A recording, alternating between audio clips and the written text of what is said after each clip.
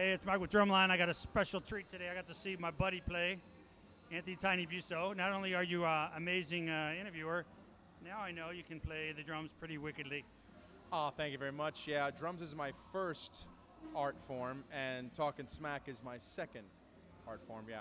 Thanks, brother. Thanks for coming out. But you're a natural at both, but I'm sure you did a lot of practicing. And I don't know, you have a kind of a rugged style, but at the same time, it's like there's a lot of double bass. There's a lot of intricacies going on in that thing. You play a lot of different styles. Tonight was pretty hard, heavy metal.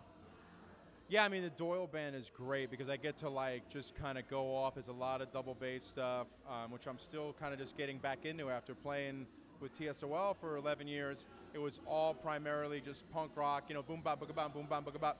And then when I got the Doyle gig, I just kind of broke out the double pedals to like put real, you know, 16th note double bass patterns back together again.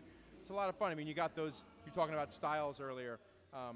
You know, you got your gospel chops guys, you got your blast beat, you know, death metal guys, you've got your jazz guys.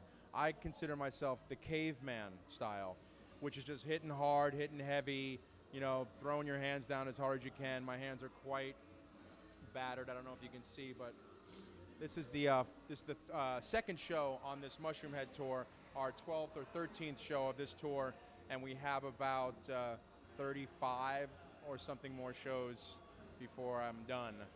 So yeah, there'll be a lot of chopped meat. Well, you got some workouts coming up because that's one of the most athletic bands I've ever seen. I mean, first of all, Doyle, and then you've got your singer jumping around, and the bass player energy and your energy. It's like there's like a train wreck's happening, but not in a negative way. Yeah. There's just a lot of energy colliding. Now we have a blast on stage. We put it all out there for the fans and just try to do the best we can to give them the best show possible for the money that they're spending. You know, 20, 25 bucks to come see us. We want to make sure that we really put out in a musical sense. Yes. Well, the fans might like that either way. I don't know. Yes, I hadn't seen you play live, and I was like, you know, when you see YouTube and everything, it's that's fun. But until you see somebody play live, it's you don't get the picture, quite the picture. You know what? And I'm really stoked that you came. You made the drive, hour and a half drive from your warm house, and yeah, no, we're having a blast. I mean, we just get to come out and play with this Mushroom Head band, who's really amazing, and they have a really killer fan base of pretty voracious fans that are just being really great and super receptive. You left TSOL, and then like within a year or a few months, you were playing with Doyle, or how did that happen? In May, so it was May, June, July, August, 3 months. You also give lessons and private lessons and things to fill the gaps. I've been giving lessons for a lot of years, but just recently kind of like branched out to like doing the Skype lessons and stuff like that, which is really fun because you get to, you know, meet with people that you wouldn't normally be able to because they're out of state, you know, and so I got some students in Florida, New York, Chicago, and I've been keeping up with them on the road. I just did a lesson backstage with a guy yesterday, and the Wi-Fi was down, so I couldn't use Skype. So I used Skype on my phone, and like attached my phone to a cymbal stand up over with the angle with my drum pad, and did it on my phone. I eavesdropped when you were following up. Yeah. Do I have to pay for? Because I know it's the triplet alternating hand patterns going around the toms, and I'm going to go practice that when I get home. Yeah. Well, no, you get a freebie there because you came and you drove so many miles, and I get one freebie. yeah, exactly. Well, I got a lesson, and I was in the band too for like a tenth of a second because I took a selfie, and the Doyle was behind me, and it looked like I was in Doyle. Nice.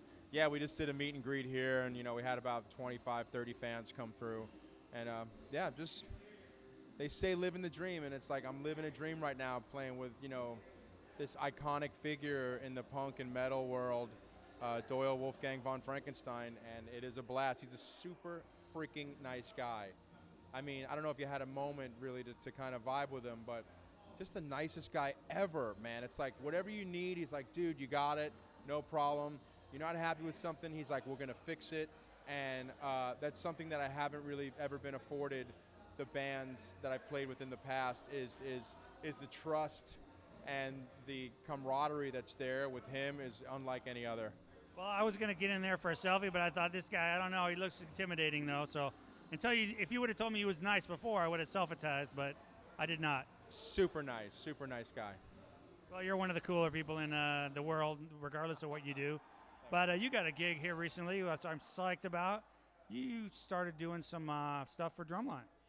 Yeah, I did. This guy, Michael St. John,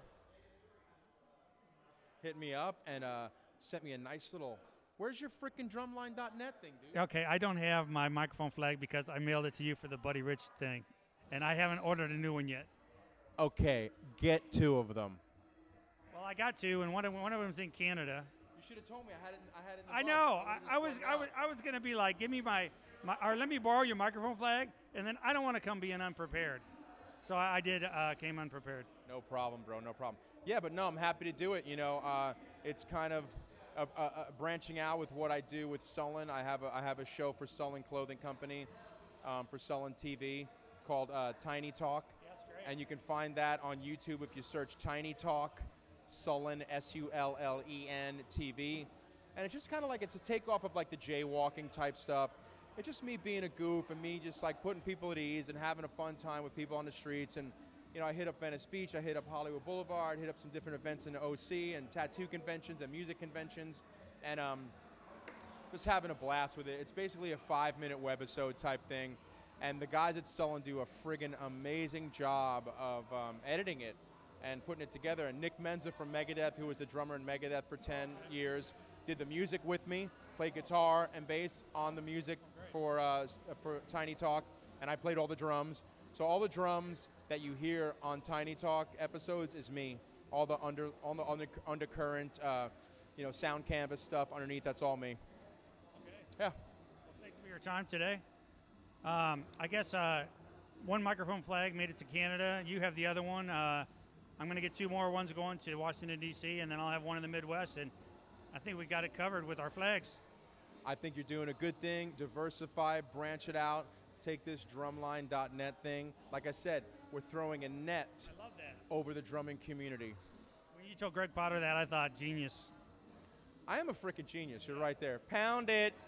And with that, we say, boom!